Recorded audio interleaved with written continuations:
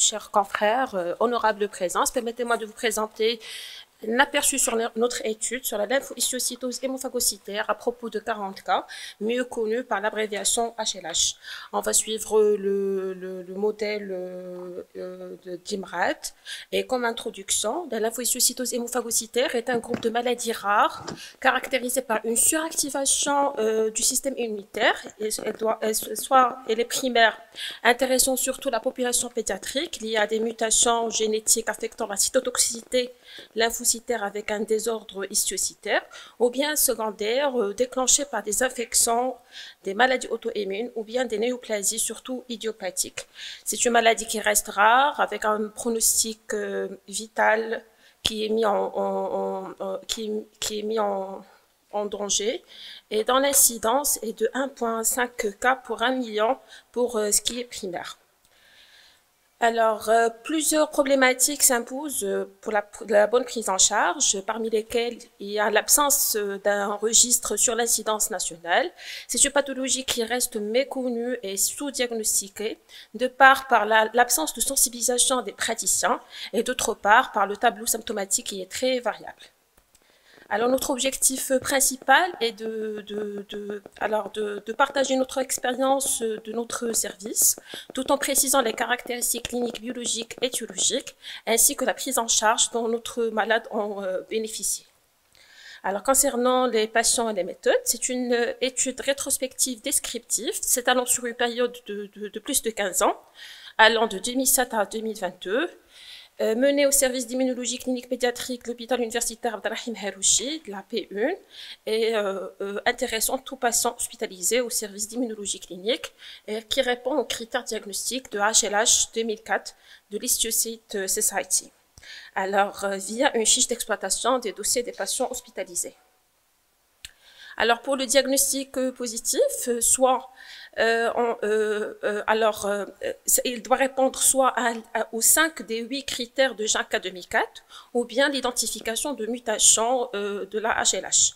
Alors, ces critères englobent une fièvre, une splénomégalie, une cytopénie qui intéresse au moins 2 lignées cellulaires, une anémie avec hémoglobine moins de 9 grammes par décilitre, ou bien une thrombopénie avec moins de 100 000 plaquettes par millimètre cube, une lymphopénie moins de 1000 par mètre cube, une hypofibrinogénémie ou bien une hypertriglycéridémie, une hémophagocytose sur un prélèvement histologique, une fonction NK diminuée ou absente, une hyperferritinémie au-delà de 500 mg par litre avec CD25 soluble ou dépassant 2400 unités par millilitre.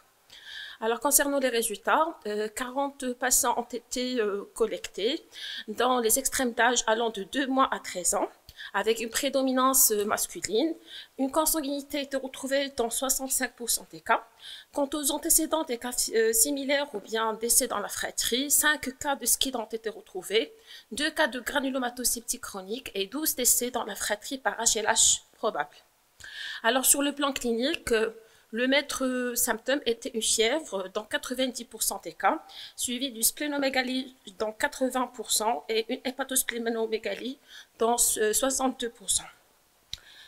Alors, au niveau biologique, une anémie a été retrouvée chez 34 patients avec un taux le plus faible a été objectivé à 2,4 grammes par décilitre.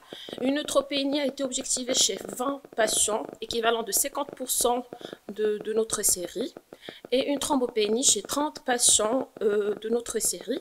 Et comme la figure le montre, 53% avaient une pancytopénie versus 23% qui avaient une bicytopénie. Alors, une fibrinogénémie a été techniquée chez 25 patients, dont une hypofibrinogénémie a été objectivée chez 44%. Une hypertriglycéridémie a été retrouvée chez 31 cas de notre patient, avec des dédimères très élevés chez 27 patients. Alors, quant aux l'épreuve histologique, 1 mg a été fait chez 21 patients chez nous. Alors, revenu normal chez 52%, avec présence d'hémophagocytose chez 23%. Une BEM a été faite chez 3 de nos patients, dont 2 avaient une hémophagocytose. Alors, quant aux étiologies, la plupart de nos patients avaient une HLH familiale et 10 patients avaient un déficit immunitaire associé. Alors, pour la prise en charge thérapeutique, la majorité de notre patients, la totalité de notre patients avait bénéficié d'une corticothérapie. Une cyclosporine a été prescrite chez 80% de notre cas. La méthotrexate en intrathècal a été prescrite chez 2 cas de notre étude. Alors, quant au taux de mortalité, au total, 21 malades ont été suivis, dont 11 sont décédés, soit un pourcentage de 52%. Alors, parmi les études retrouvées, alors, il y en a une étude réalisée en Colombie entre 2012 et 2019, intéressant une série de 21 patients de moins de 18 ans avec une légère prédominance masculine, dont les résultats montrent entre autres la présence d'une fièvre chez 71 des cas, une splénomégalie avec une bicytopénie dans 61%, ainsi qu'un taux de ferritinémie élevé dans 76%, ce qui rejoint notre objectif de sensibiliser les praticiens à penser à l'HLH, même en présence de signes non spécifiques, et de les pousser à ressembler à la constellation de signes cliniques et biologiques permettant de poser le diagnostic. Une autre étude de cohorte rétrospective faite entre 1999 à 2019, réalisée au Canada, sur 916 patients, a démontré la grande spécificité et la sensibilité des critères HLH 2004 pour mettre le diagnostic de HLH. Une troisième étude prospective réalisée en Égypte en janvier 2016 ou décembre 2019, intéressant 101 enfants atteints de HLH âgés de moins de 16 ans, a démontré que 75% d'entre eux étaient issus d'un mariage consanguin, ce qui appuie notre désir de mettre la lumière sur cette pathologie en raison de la fréquence des mariages consanguins dans notre société.